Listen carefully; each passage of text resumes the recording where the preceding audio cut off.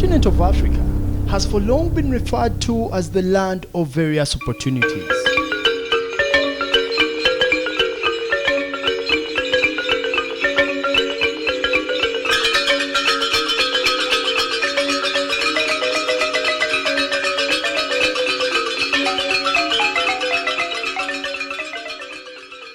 Like the mythical land of milk and honey, Africa, a home to over 1.2 billion people, continues to receive an influx of foreigners, mostly from the east and west, seeking employment if not investment opportunities.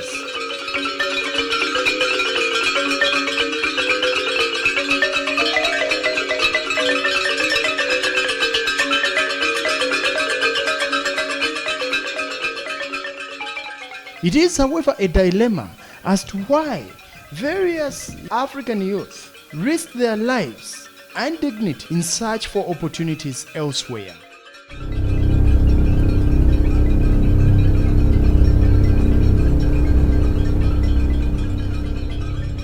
To help us understand this dilemma and the parameters surrounding it is US-based Pan-Africanist and Fulbright scholar, a professor of communication at Howard University, Professor Kehbuma Langmia.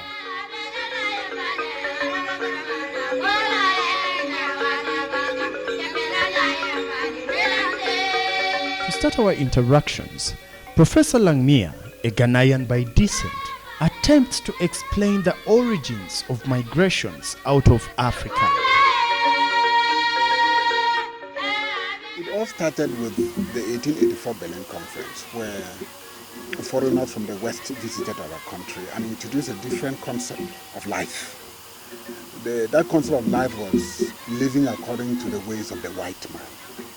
It seems luxurious. It seems appealing. It was like quit away from your agricultural handwork and follow me to the city and live in a bungalow, fly the aeroplane, get into the car. Ali Mazuri says the automobile that was introduced in Africa changed mindset. So people were curious, where is this coming from? So that's why the idea of Europe came about. And they realized it is an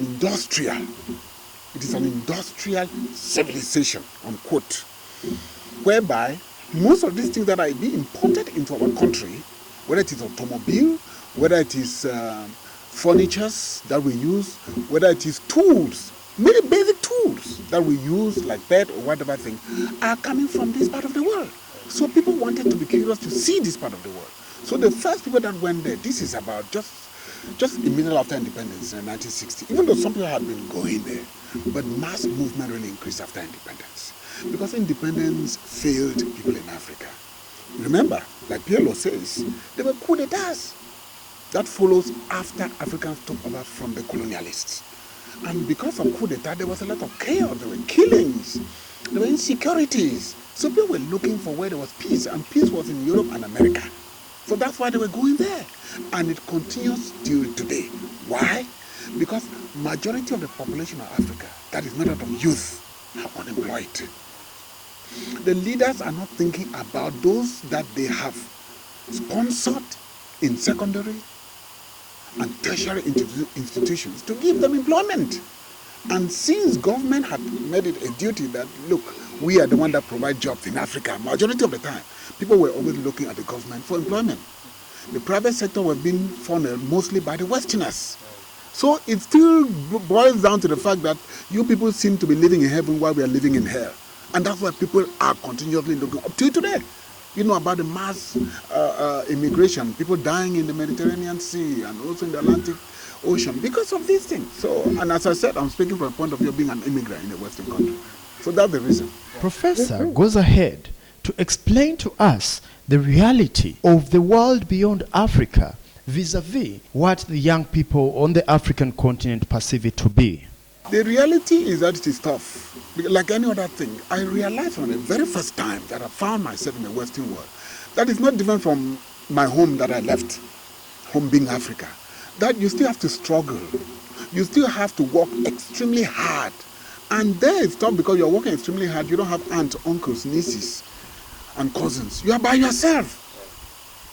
And so that culture of self-indulgence, self-reliance that was inculcated into me by my parents helped me, at least to an extent, to survive. But others who were not, where, like Wole Soyinka was saying, the swamp dwellers, the city hit them on the small of their back. They kicked them. Some were deported, or some were in jail, or some could not survive because they realized that it was not what they think about. It's just like any other place that you go. When you go to a new place, you need to take time to study, because it is also as tough to any other person. So I am letting them know that it is not as easy as they think. By the way, right now they are dealing with the issue of immigration saga that you know that Donald Trump is dealing with the United States, with papers and so on and so forth. Asylum is now a very tough thing to gain in most Western countries now. So they are trying to stem the tide of immigration. And let me put it this way: the immigration is not chiefly mostly from Africa. It's also from most developing or underdeveloped countries. So it's not only, and then war-torn countries like Syria, you know, where there are millions of people are still living in camps as we speak right now. So they are looking for safe havens to live. So it's not easy, but we have no choice, because coming back, you are faced with a dilemma to come back to start again from scratch. So it's better you stay where you are. Yes, Professor, further reckons that even the countries that we rush to go to have a limited tolerance for foreigners. Nobody wants a stranger. The stranger is always a stranger. The stranger is new. You are a threat. Nobody knows you. You need to define yourself. You have to carry, like in South Africa, a passbook. Your ID has to be with you all the time. By the way, again, we are black. You know, when you are black, you are suspicious. You know, there was a professor in my university who says criminology, which is a subject, was coined to study black people. Oh. Yes, and I learned that too of late, that criminology is a study of black people, because perceptually speaking, you are a criminal. Right. You are always looking for a way to survive. You are looking for a way to burgle. You are looking for a way to snatch somebody's wallet. Because, why? You are struggling to survive in a new environment. By the way, remember, we don't want to talk about slavery, when they all took our brothers and sisters 500 years ago to the new world. So it was still a new place for them. So they are still seeing them as threats. So that's the same. That's the problem that we face outside them, my brother. For long, Africans have been discriminated on account of their race. On the issue of racism, Professor Langmia had this to say. Racism is a social construct. It's not natural. It's a social construct. How you perceive another person who is not of your own race, not ethnicity, of your own race. Somebody who is not of your own race does not understand your race. That's the perception that you think. You see him like coming from a different planet. And since he's coming from a different planet, he has a different worldview. He has a different ontological perception of the world. So you want to treat him with a little bit of distance. You need to take time to understand him. And it's that idea of taking time to understand him that this racism come about, because I want to seek job at your company, but you want to take time to understand me, so you may want to give me either an inferior or a less prestigious job, and I'll call it racism, because I know I have the same qualification like another white counterpart. Why don't we have the same kind of role to play in that same company? But it's because I'm from a different race, you may want to keep me aside. But I want to say it's not all Western countries that are really openly practicing racism. I think, to me, the United States of America seem to be one of the limelight that is trying to at least reduce the rate, the pernicious rate of racism that we find in some other Western countries. You know, because of course America was an immigrant country. Remember, Native Indians were the indigenous citizens of that country before Christopher Columbus came in. Even though they said he discovered America, no, the Native Americans were already in America. Nobody discovered America. Native Americans were there. But they came in, of course, and because of the hegemony of power of the West, they came and dominated and maltreated them, killed a lot of them. Millions died. Yeah, in their own, no, you should know about this. Yeah, and they are still the minority, and they are facing racism in their own country. Yes, that was the domination. You need to read American history and know about how this. Yes, millions of Native Americans. If you read about their story, they will tell you about how their country was hijacked, and they don't have equality. They are still fighting for it right now, for representation in the United States till today. African leadership and management expert Professor Wasobalunywa reckons that travel is good school. you get to understand the truths and lies that have been told about a certain place. Professor Langmia, in this session, goes ahead to explain some of the myths that we have believed about the continents outside Africa that are not necessarily true. The idea of myth is what people have heard maybe through the media or from hearsay. And most of us who've stayed abroad, whenever we come to Africa, we exaggerate the realities. We try to give a fake reality of the life over there, and so make people believe that, oh, it seems as if money is just on the streets. You know, the dollars is everywhere, you can get it somewhere. And then people are jamming the embassies, looking for visas to follow us. And then when they come there, they realize that maybe they are homeless, or maybe the person that they are coming to stay with has a one-bedroom, or is moving from one house to the other, or is being chased out because he does not have the requisite papers. It's a reality. This is a myth. Another myth is this idea of education, that you think that when you get to another country, it will be as easy for you to integrate into the educational system. No, you need to study the educational system while you are still in your own home country. Of course, because they have different practices. Just look at the English language. The British English language that is being practiced in most colonized countries, or the so-called independent countries in Africa, when they were colonized by Britain, that's not the English when you go to America. American English is quite different. The spelling of certain words is different. Pronunciations are different. Not largely so, but they do. They do exist. So you find, like most of us are doing publications. When we publish a book, usually the publishing company will ask you, is it American English or British English that you want to adopt for spelling? Traveling, is it double L or one L for behavior? Yeah, the other thing is accent. The fact that you've studied English even at the PhD level, you think you can function in the United States? No. More often than not, you need to speak slowly, or you need to adapt to the environment in order to be understood. Otherwise, you'll be tagged as having had a heavy accent and people cannot understand you. You need to at least adapt. Most of us who are professors, sometimes when we have students from different parts of the world, the only good thing we do, or what we are supposed to do, is to speak slowly. And pronounce some of the words, or sometimes even spell some of those words, because the pronunciation may differ, whether it is British or American. You know, and then we have all kinds of interrelated languages. You know, we have our mother tongue that influences us, but in the West they only have their one native language, which is English or French or German or Spanish.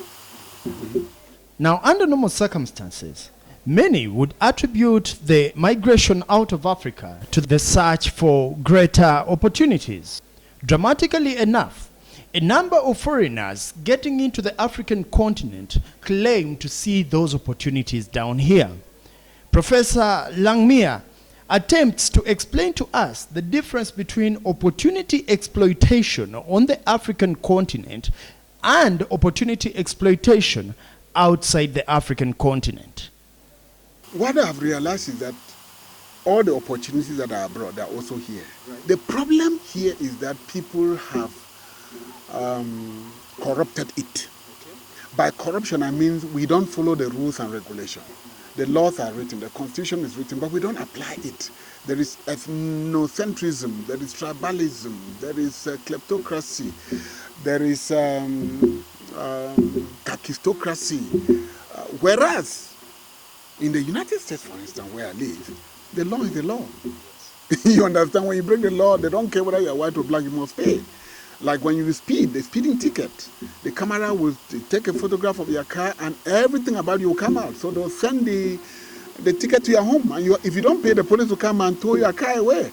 Nobody does that in Africa. Yes. The universities, they are basically the same. The problem in Africa is that when you graduate from the university, there's probably very little chances that you may get a job in that same area. Right. But whereas abroad, you may have, if you keep attempting or you keep trying with various companies that look for expertise, and you can compete with people from different countries. I'm sure you've heard about how the Indians have actually monopolized the tech industry. Yes, because they are very good in that. So when Africans come and they compete with them and then they can't fight with them, then realize they need to learn more. Right. Yeah. So those are some of those things. And then again, there are so many other social realities, like I was telling you, which is the same. But the problem is that we seem not to follow certain ethical standards. And when you don't follow ethical standards, that is when people start looking outside. Yes. That's why most of us left, because when we graduated from the university, we were so talented. We wanted to show our talent to promote development in our country. But each time we were sending our application for jobs, just our name, will signify that maybe you're from a very rivalry tribe and nobody will call you. Whereas maybe abroad, you may compete genuinely. I'm not saying it's not abroad, but you can compete genuinely because you know. Especially in America, the land of opportunity, the land of dreams. Like Obama would not have been the president if he was not a land of dreamers. So you can actually compete based on your talent. And that's why some of us have been able to become professors in the United States, because we competed and realized that we have that talent that we can use to influence the next generation. So they gave it to us. But imagine, here in Africa, maybe I could have gone through some hurdles, brother. I could have gone through some hurdles. That's why that migration, people are still dying, as you said, in the Mediterranean Sea. Because they see some of those things. They say, look, my cousin is doing this. My cousin is sending containers. My cousin is building a very big mansion. Maybe let me go and find out how he did that. Maybe I'd like to struggle like him. Because if I stay in this country as a primary school teacher, how long will I struggle? I'll get old even before I can build that home. So he would prefer to die in the desert. It's a reality. Equal chances. Yeah. Thank you. Yes. That's what we lack here. And slowly, we need to get into that, because if we don't get into that, then China will take over the continent of Africa, as they've started doing.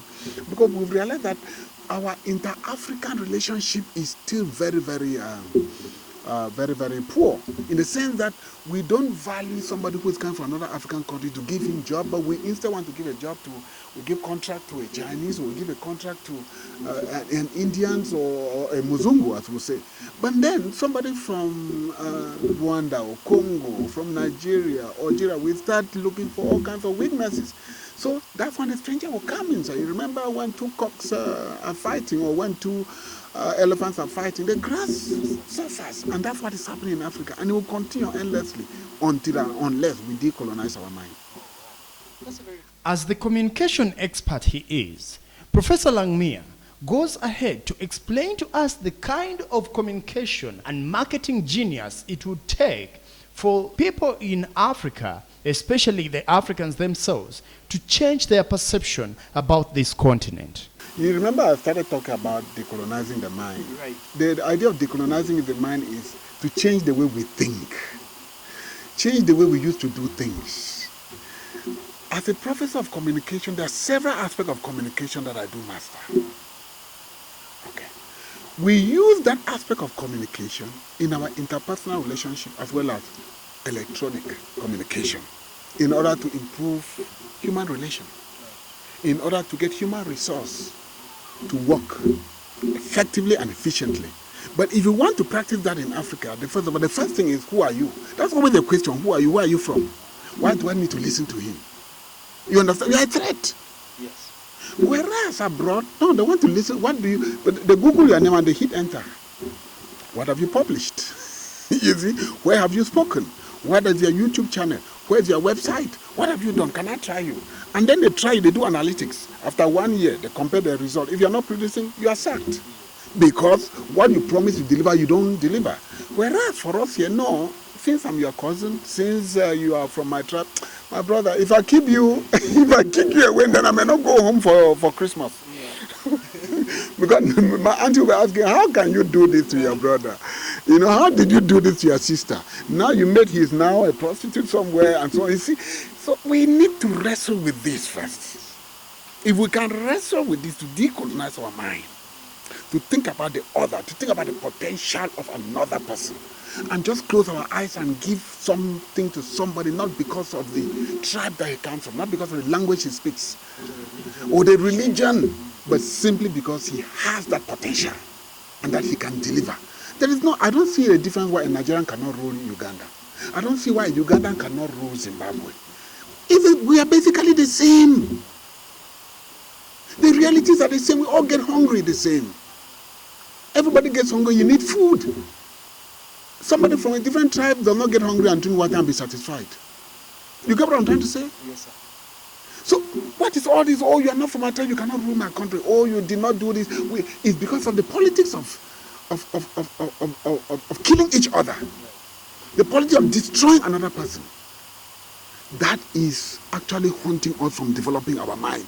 And as I said, that if we develop our mind, try to come up with a common language that we speak with each other, trying to appreciate another person from what he is, not from who he is. Like I was talking about gender equality. Why do we think that women cannot equally do the things that we do and do it better? Why don't we give them that opportunity?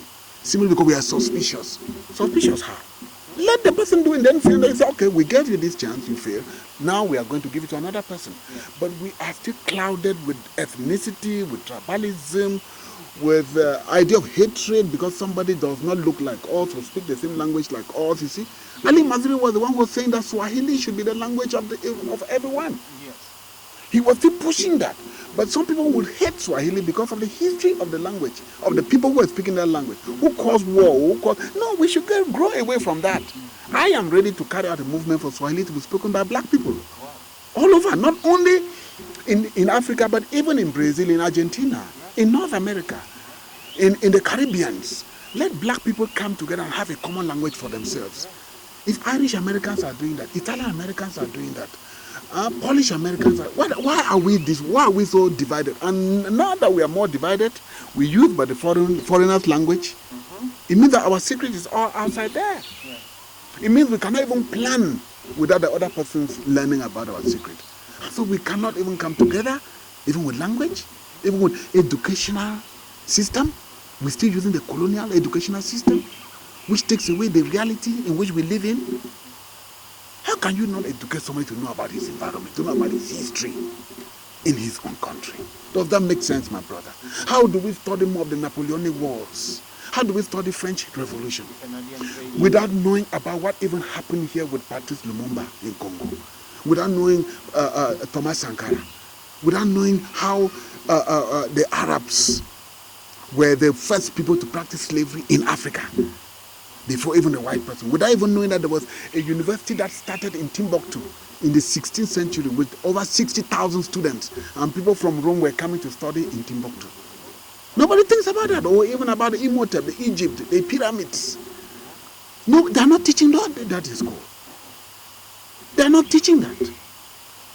How do you escape from your reality to understand the reality of another person? That is still a colonial mindset. And that's what I'm saying, until and unless you know thyself, you know yourself, there's no way we are going to get away from this miasma. There's no way. Because we'll keep depending, like Mazrui used to say, we'll suffer from the pain of dependency for the rest of our life. Next 100 years, if we don't change our educational system and we don't change our mindset, like I was telling you people in Eganga, when we looked at the way we all of us dress, from our head to our toe, all Western dresses. Yes. It starts with little things like that. The car we drive, all imported. The home, the bed, even breastwear, even our undies. There's not. So we did not think about this thing ourselves. We never thought about this thing, that we can also do something and internationalize it so that the world can say, look, you can only get this in Africa. Why must we only talk about our minerals? It's on our, but the minerals are being stolen, taken away, and they are not being used to develop the continent that has it. Like Mazrui would say, the largest ore minerals in the world, you find a deposit in this continent, in every other country. And that's why the vultures are only coming to take. And we cannot resist. We can't because we are divided, my brother. We speak European languages, trying to see how we can teach journalism, media studies, using African concepts. Because there's no need to keep importing concepts from abroad and imposing it on the minds of the people when they see a different reality. Look at the theories. They are also African-driven theories that can help us to understand a rural woman without taking the rural person in Poland or in Switzerland or in England to impose it on her reality. We need to change the language in which we speak. We need to interview our head of state on using the national languages, not colonized languages. We need to make sure that we use African languages on the African Union. And not completely get rid of English and French, but make English and French now secondary languages. There's no reason for us to be using English and French, Portuguese, Spanish as major languages on the continent of Africa after 60 years of independence. It shows you are not serious. It means that you embrace that language more than your own language. We can be bilingual. We can be trilingual. There are so many people who speak 4 or 5 languages. But where do you place? Our writings at the airport should be first our national language, followed by English. Or French in some other countries, like Morocco. But we are not doing that. Nobody knows why. By doing this, you make your language inferiorized. It means you yourself, you don't even believe in the realities of your own language. And that's why I was reading in an article that, no, I was not reading an article. Chimamanda Ngozi Adichie, the writer, the popular Nigerian author, Chimamanda, she was saying that most African homes are now being taught using Western languages. And she was talking about Igbo, that she's training her children to speak Igbo language. Oh, yes, yes. Because most households, kids are now being told or are being left stranded by the imposition of Western languages. Because it's prestigious. It's like it's prestigious now to speak in Western languages. But you don't know what you're doing to the mind of that child. And so when a grandma or an uncle comes from a village and speaking that language, the child will not understand. The child will say, no. And then there will be miscommunication. So there's conflict that we're already generating. Starting with food, we all eat on the table. Nobody eats with the finger anymore. I went to India, I saw people eating with their finger. I was impressed. Why don't we Africanize our African thing without us not being looked upon as primitive? Who even defined the term primitive by saying that if you follow your culture as primitive? It's because it's still a mindset of the West. What is primitivity? What's the definition? What's the African definition of primitivity? We should not even use that term at all. Why? It's our culture. Our parents live like that. My father died at the age of 99. Living like that. Not going to the hospital. Chewing fruits and leaves to cure himself. Let's look at things fall apart. Somebody shocked me the other day in the United States that the million languages that things fall apart have been translated into, not one is African language. And I never thought about that. Have you read things fall apart in Igbo, or in Yoruba, or in Hausa? No, I've only read it in English. It is in French, it's in other Western languages. See the way we think, my brother. Even our classic writers, we have refused. That's when Ngugi was talking about writing in Kikuyu, or writing in a local language. And people thought he was talking from a different planet. The reality, or the chicken has come home to roost. That we don't think about our own self. We don't think about our own thing being important. How can we get away from this kind of mindset? So I don't like to hear that it was a deliberate from. As Pierre Lumumba said, the major thing that happened to this continent was this independence that we got in the 60s.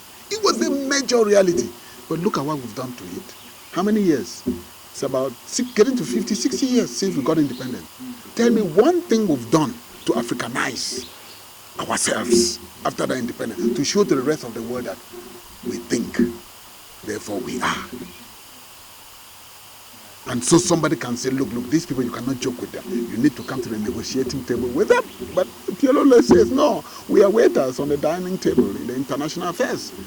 We still fold our arms to wait. That's why we are now living the era of neo-colonialism, where the same people who colonized us, gave us our independence, we are still relying on them to come and develop our roads, our bridges, our railroads.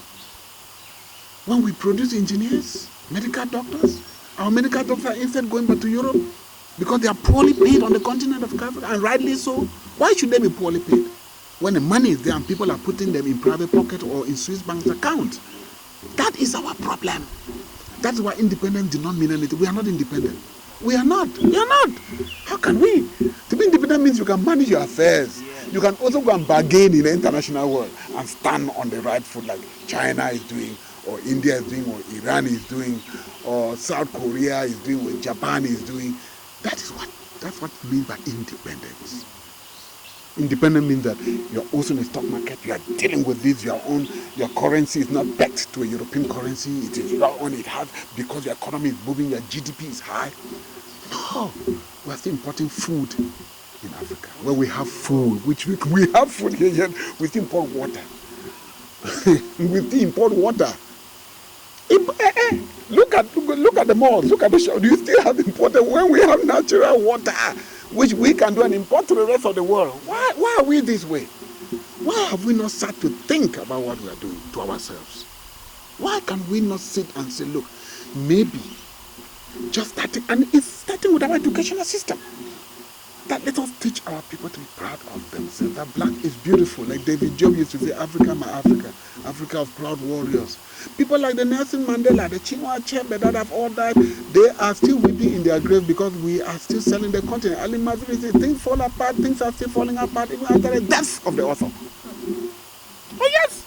Published in the 60s. This is 2020. Things are still falling apart. Of course! Look at our youth. They're looking for food to eat. They're on border. They're selling by the side of the road. Some have degrees. They are rushing to Europe. To die in the sea. So we cannot have a national conference on this issue. Each country taking its own affairs. Look, my people will not disgrace me by going to die at the border, by making Trump call this country a shithole country. Can you not say, okay, now Trump will call the other country, but my own country is an imitation of goodness? It's a role model. What stops us from thinking that way? So that we can then negotiate. We are not saying that everything West is bad. No. We are saying somebody will respect you from the West when they see you doing the right thing. When they see your street clean every day, because cleanliness is next to godliness. When they see that your buildings are all sanitized, when they see that your car is clean, when they see that there's no jam on the road all the time, when you see that you at least regulate the number of cars that you're importing to your country because your road network is not very good enough. So stop or regulate the number of cars that are coming in. Or even the border or whatever. That's just basic reason. Very interesting. However, Professor Langmia also believes that everybody is a leader within us, and we therefore have a responsibility towards promoting and bettering our continent. Yeah, of course, rightly so. The criticism is about the leadership in Africa. Rightly so, because the water is always dirty at the top now. Or it's at the source. That's where we always say. So if the source of the water is clean, then the rest of the flow of that water will be clean. I'm not against that. But there's also a way whereby even the public can rise up. Even the public can at least even educate the leaders and say, look, we are tired. Look, let's listen, let's reason together and look at the world from a different lens. There's a way to do that, starting with education. I always talk about education. In the classroom, for the next generation of these kids in primary school or elementary school, that they will now come and see a different Africa. Now is Africa rising. You cannot talk about Africa rising by imitating electronic or digital communication in the West. By doing everything in the West. They have Uber in the West, we have Uber here in Africa. When people don't even have basic necessities. That's not Africa rising. Because when they have Uber in the West, they have road networks. They have streets that are named. They have cameras. They have major intersections whereby Uber may not go. But here in Africa, you see, you take Uber, sometimes you don't even, like I took an Uber in Accra, and I saw they said, look at street number 6, and I asked them, where's street number 6? He said, my brother, let's just go. So you see, so we are so fast in imitating what is happening in abroad, but we fail to realize that we have our own realities to conform with, because they too had their own realities. They all suffered. Look at the history. Europe had a very, very nasty past. In the 16th and 17th century, most of the wars that we're studying, they also went through. But then they came together and built it. What is stopping we in Africa to build our own community using our own realities? What is stopping? No, nobody has been able to provide this answer. So true, we all say the leadership, but we are also part of that leadership because we voted them into power. Even if we didn't vote them to power, we have all accepted it by just moving about as if the sun will still shine the next day. These are our brothers. They are sisters, they are relatives, they have given us employment, and we accepted it. If they give you employment, then you reject, then that's the process of decolonization. But you don't reject because you need to put food on the table. Finally, how realistic is the decolonial process for the African mind? That is the million-dollar question. I myself, I don't have the magic wand to it. As an academic professor, all I can do is use empirical data, look at research, interview people, carry out survey analysis, and present the result that people want change. Right. Everybody wants change. That is not working, it's not going. My children, I have 5 children who are unemployed, who all graduated from the university, they don't have jobs. We need a change. And that change can only come from our mindset. What kind of education did they get? When they were getting that kind of education, were there jobs available? Were there amenities available? You know? You cannot educate engineers and then they all are exported to Europe and America. You cannot educate medical doctors and they're all exporting themselves to the Western world. It means that the country is suffering health-wise. And then the expatriates are coming from the West and then they are charging exorbitant prices. Rather, most of us who are abroad, for instance, we should use our technical know-how to come back to the country. Like I come back most of the time. It's not only me, a lot of us do come back in order to give back. So it's no longer brain drain, it's brain circulation. Yeah, to echo my student, Dr. Stella Monica Mpande, who came out with the theory of brain circulation by looking at Ugandans abroad and Ugandans at home and how two of them can come together to develop the economy. Right. And then so when we do that, it's because we have realized that our people are perishing. And that sometimes when we have some wriggle room to come back to the continent, we can always come back to give back to the continent. And that's what I've been doing for the last 2 or 3 years now. And there are so many others that are doing one way or the other. There are people who are creating NGOs. Like I was telling a student the other day that he has to take design thinking. Design thinking is offered free by a colleague of mine who is in the United States, or giving it to students here. You earn a certificate and you can actually start project management. Yeah, so there are things like that we are doing. But because of this decolonization of the mind, I've told you that we started thinking about it, but we started thinking so late. Why did we think so late? Because we have seen the impact. We've seen the rate of unemployment spiking. We've seen our people dying in the Mediterranean Sea. And then it has actually pricked our mind, but why? What's going on with our people on the continent? What's going on? We have to do something. And that's why there are all kinds of conferences, workshops, books that are being written, and scholars like Molefi Kete Asante with Afrocentricity, who is going about creating the Afrocentric maestro, Afrocentric manifesto, I beg your pardon, and publishing and having the movement in almost all countries for people to think that no, it's time for us to rise up. Now, according to Professor Langmia, for the decolonial process to be expedited, everybody must play their role. When the leaders rise up, they must be supported. There is an urgent need for Africans to be in solidarity. Nkrumah, when he was talking about the United States of Africa, they saw him like a threat. That's why he was not even respected in his country, and that's why it was a coup, you know? The same thing with Gaddafi. The same thing with Mugabe. Mandela seemed to be the only person, at least, who actually willingly gave power. Was in prison for 25 plus years. Gave power and said, no, let me set an example. And now he died with that assignment. But he did not unite his country. It's a tough thing, but it can be done.